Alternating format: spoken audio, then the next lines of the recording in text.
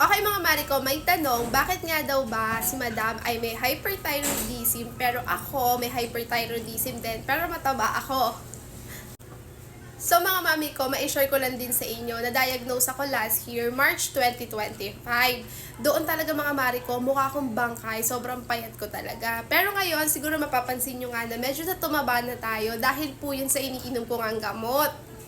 Pero mga mari ko, ganito kasi yung aking hyperthyroidism. Kapag uminom ako ng mababang dosage ng gamot ko, anong nangyayari naman sa akin, ayun, bumabalik na naman ako sa hyperthyroidism ko. Pag naman sumobra ako, nagiging hypo naman ako. So, yung doktor ko, dahil nga ganun yung aking case na bababa, tataas, depende sa gamot na binibigay, nag-decide na yung doktor ko na mag-undergo nga po ako ng radioactive iodine. So mga mari ko, kung napapansin nyo pa rin yung sarili nyo na payat kayo or walang nagbabago kahit umiinom kayo ng gamot, better na magpa-consult pa po kayo or magpa-second opinion kayo. Kasi nga mga mari ko, hindi ko naman po sinisiraan yung mga doktor nyo. Baka meron nang ibigay na better pa na medicine sa inyo. Kasi sa akin nangyayari, kapag mataas naman yung gamot ko, yun nga po yung nangyayari sa akin. Katulad nito, tumaba ako, sumobra na naman ako sa gamot ko, kaya tumaba na naman po ako. Ang sabi at paliwanag po ng doktor ko, pakicorrect nyo na lang din po ako kasi hindi naman po ako expert. So, ang sabi ng doktor ko, dahil nga daw po tumaas yung TSH ko, kaya tumaba ako na ganito.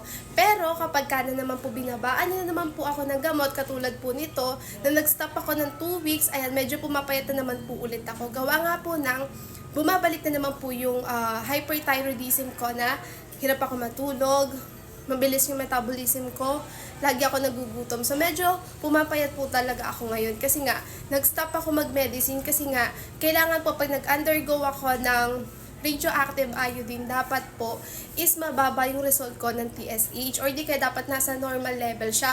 Pero kasi last month ng January 9, nakita doon na mataas yung TSH ko. And sabi ng doktor ko, napasobra nga yung medicine na nainom ko. Kaya, ayan, tumaba ako noon. Pero ngayon, bumabalik na naman po ako dun sa case ko na pumapayat na naman po ako. Gawa nga po ng 2 weeks na po akong walang iniinom na gamot para nga po sa aking radioactive iodine.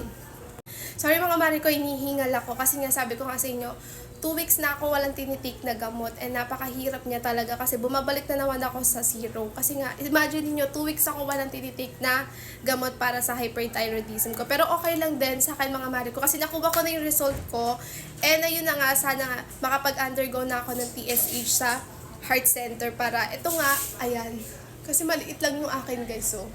And gusto ko kasi talaga siya maagapan. Ayoko na din na magkaroon pa ng ibang komplikasyon. So, kung bakit ako mataba mga mari ko, dahil sumobra po ako ng gamot, tumaas ang aking TSH.